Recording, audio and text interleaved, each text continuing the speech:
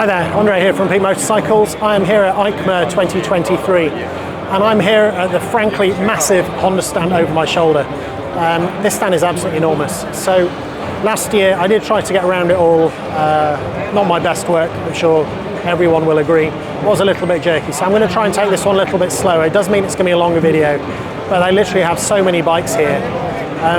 I can't really get to dwell on any of them. Now, there were a couple of things that people asked me for. One was to have a good look at the new all-red Africa Twin. Somebody else asked me if there was the E-clutch version of the CBR 650, so I'll see if I can find those too. Other than those, it is going to be a bit of a whistle-stop tour around the Honda dealer. They are the biggest motorcycle manufacturer in the world. They have more bikes here than anybody else, and it is the biggest stand. Somebody did ask me, it was either last year or the year before, how come they said, oh, that was a useless video, you didn't give any pricing and you didn't give any top speeds. If that's what you're here for, this really isn't what these videos are. Pricing is different in every country, but if you're comparing top speeds, well, yeah, I don't know, websites, that's a good place to start. Anyway, for everybody else, I'm now going to show you around the Honda stand. Right then, here we go. So, first thing I'm going to look at is the adventure scooter side of things. So here we have the X Adventure. So this is, I think, the biggest one that they do. And this actually comes with the Adventure kit. It's got this big old screen on the front. It's got massive spotlights down there. Those indicators look familiar to anyone with any other Honda, I think. Yeah, it's a 750. These things are super fast. It even has some luggage that fits in the gap in between there. They are available in three different colours. Yeah, in the red and the silver. I think they're brilliant. Whether they're worth the money, that might explain why you don't see quite as many of them out there. But yeah, if you're after a 650 twist and go, I think that is the one to go for. So next up we have the XL 750 Transalp. This was a big launch from last year. It's got a similar engine to what you'll find in the 750 Hornet. Available here in the grey. I hope you can hear me over that video. That really is quite noisy. Also available in the blue and white. Now that's a handsome looking bike. So yeah, that all looks pretty familiar to anyone that's had one of these already, including me. For some reason that looks slightly different. Is that really changed? Maybe not, maybe it's just me. We have its sibling, just the standard 300L. One thing I have noticed on this 300L is it does appear to have a bash guard, a metal bash guard fitted. Is that metal? Yeah. So is that a new feature? I don't know, if someone's had one of these recently, then you might be able to tell me. It does still have tungsten headlamp and just not the non-LED indicators. I know other markets have had the LED ones for a while. But yeah, maybe if Honda adding a bash guard is their first step to something a little bit different for this model. Here we have the NC750 DCX. Also available in black and in blue and silver. Yeah, like I said, this stand really is just absolutely massive.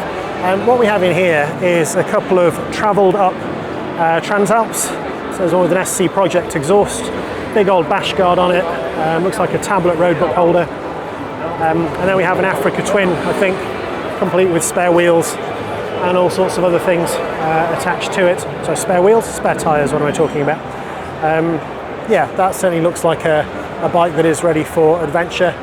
Fabry Rock, not someone I'm familiar with, but I'm sure many of you are, and I will be told all about it. So here we go, the ADV 350s, smaller version of the X Adventure. Look quite tidy. I mean, they are big bikes, I'll certainly give them that.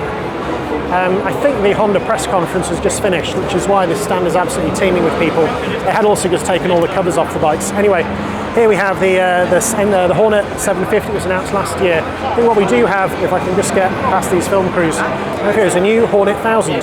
So I'm wondering if that is the replacement for the CB 1000R. Surely it must be. I can't see those two bikes existing side by side. I don't know, it doesn't look quite as imposing as the CB 1000R, but that sort of front end looks a little bit more sporty maybe. I'm not entirely sure what that little windscreen is going to do, given that it's doesn't actually cover the dash, but still I'm sure there'll be some deflection that will come up it. Over on this side we have the CL 500, I think, from last year.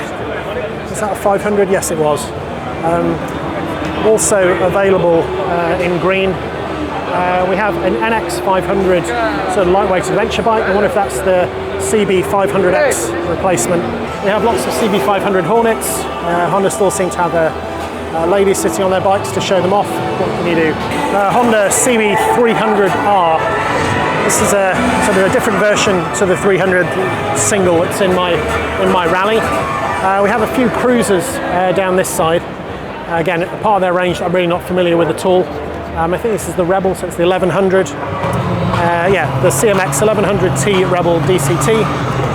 Also available in blue, same 1100 engine, and then I think they have two smaller displacement versions. Yeah, the CMX 500 with the green tank and the little seat backrest. And then here we have one more, another 500. We have the Honda NT 1100. So as a big sports tourer, I think they do rather well. Seen quite a few of them out on the roads. I do still think that control switch block on that side really is, well, it's got more buttons than on my remote control at home. So coming up here we have the Goldwing section. That looks quite cool. They're huge. It's just basically a sofa with lots of luggage capacity. Someone had asked me about the e-clutch. I must admit, it's not a technology I know a great deal about, but Honda had this big thing right in the middle of their stand talking about it. What we'll probably do is with some explanation. So whoever asked for it, well, here you go. You can see it warts and all inside. Now, whether that actually helps you or what's probably more useful is a better explanation of what it does, which I think will be round the other side. So I'm just going to come round and show you that. Some engineer out there will be able to tell me exactly what I'm looking at. But yeah, it's basically this section in here. What we have here is the Honda CB650R. So this one does actually have the e-clutch fitted. Now, looking at the controls, it still has the handlebar up there. When I come down this side, you can actually see the e-clutch unit just in there. I think it's that, basically. There we go. So that is the e-clutch unit that was shown in the glass case beforehand. I can see someone running the actuator up there. Now, in terms of what that actually does at a bike level, I think you'd have to ride it to really fully understand it. Other than that, it is a CBR 650, and this version does have the e-clutch. So here we go. Here we have the CR 1100L Africa Twin. I think this is new colours for this year, perhaps, with the red and the blue paint job, the red seat. Here we have another look at it. Same bike, I think, but this time it's in some sand. Here we have it again in kind of the matte black finish. There you go. I mean, it is all in Italian, but it's this very big sort of clear TFT screen up the top. Also, for good measure, we have the XRV 750 Africa Twin. This is a 1996 model that started it all. I mean, things have moved on quite a lot since these early days of adventure sports. Right then, we're now going to have a look at sports bikes. So we have the CBR 1000 RR Fireblade, and in here we have the CBR 600 RR. So we have something that's a bit new, a CBR 500R, just because Honda's range wasn't already big enough. So yeah, this is, I guess, a sports bike, super sports, based around the CB500 platform.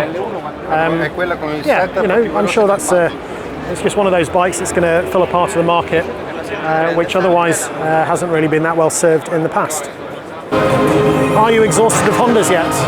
Well, keep going. So we have the Leopard Honda from Moto3. We have Alex Rin's MotoGP bike from this year. We have Lacuna's boat from the World Superbikes. We also have Michael Dunlop's TT bike. What I have here is another Fireblade SP, which won Le Mans this year. And then the daddy of them all, this is Marc Marquez's Repsol Honda MotoGP bike. Now, if you think I'm done, I still have a couple more bits of the Honda stand to do, so please bear with me. I'm going to go over and find some 125s. So I think this bit of the video will follow on directly after Marc Marquez's MotoGP bike, and you couldn't really go any further away. Here we have a Dax Custom 125, and this thing that frankly looks a bit like a Fisher-Price monkey bike. I mean, I love it. It's if you ever wanted to, well, it looks like something out of a cartoon. It really does. Let's get under the rope and show you that a little bit more. We then also have what looks like a sort of quite a fancy done-up racing monkey bike. I quite like those little sort of dropped handlebars, the Yoshimura exhaust, YSS suspension. I won't go into this in detail, but here we have the Dax and the Grom and the Super Cub. What I don't see is the Hunter Cub, which maybe I'll be doing some content of that in the very near future. But the Hunter Cub is very similar to the Super Cub. It's got the same 125 engine, except it's more of a sort of a trail bike. I've seen them called postie bikes, I think, from the Australian Postal Service. What do you want next? We have either competition enduro bikes, or next to them, for a bit of a juxtaposition, are scooters, including e-scooters. You know what? Let's do these bikes. It does go across all the way into there, and I can't cover all of that. Anyway, here we have the new Honda 450R, the 450RX, the 250R, and the 250RX. Now, in addition to that, they have a separate fenced-off area with a load of competition bikes. Tony Boo's Repsol Trials bike, the Montesa Cotta 4RT Trials bike. We have Pablo Quintanilha's Dakar 450, fully geared up with a road book and the full suite of rally electronics. I'll not cover all of them. I think I'll go back and take a look at the scooters now. The scooters, starting with this Vision 110 at the beginning, which looks like a very sort of compact, small scooter. This gentleman modelling this PCX 125. Then I think there's a couple of electric ones in there, but honestly it's quite busy. I don't fancy pushing through people, so let's carry on to the maxi scooters. So here we have the quite remarkable Forza 750. I mean, these things will happily do motorway speeds. Even the Forza 350, which I recently had a guest on for my Morocco tour, was more than happy to keep up with everything that we were doing. Here's another Forza 750. This one's got that little tank bag. It's very similar to the one on the X Adventure. But yeah, if you're after a maxi scooter, these things really are quite cool. What I have here is a couple of Forza 350s. So these are the new versions of the bike that my guest took on the tour. Like I say, you can ride one of these from Spain, and easily around Morocco. What we have here is the smallest version in the Forza line, which is the 125. Again, very similar sort of dimensions, just a smaller engine. The scooters continue. So here we have an SH Mode 125. I mean, quite a nice looking, I guess, sort of city bike. Very, very upright, massive screen. I mean, that wouldn't even blow your hat off if you were wearing one. Yeah, I mean, you see loads of them in Italy. I'm not sure how great they'd be in the UK weather. But nevertheless, they have a lot of these SH bikes here. I mean, if you just look at, you know what, this video is already really too long. I'm not going to get around all of these, but they're all very similar. I'm sure they share engines from the rest of Honda's model range. The very last bit, I think, will be just have a quick wander around the Red Motor Motocross Enduro Supermoto Trials section of this enormous Honda stand. Again, I'm not going to be talking through these, but I can show you them. Here we have the CRF 450 Rally RX. For those of you who are interested in rally bikes, you might have come to the channel through Myco 450 Rally. Yeah, these are proper full-on rally weapons, complete with a familiar looking steering damper, F2R roadbook holder and a single ICO up on that one. I mean, they really are, sort of top bikes. There's plenty of these doing the Dakar and other similar rally events. The other bikes we have in here are Honda's Enduro range, the 450R, 250R and 150R. And we have a tiny little baby CR50F, little 50cc thing down there.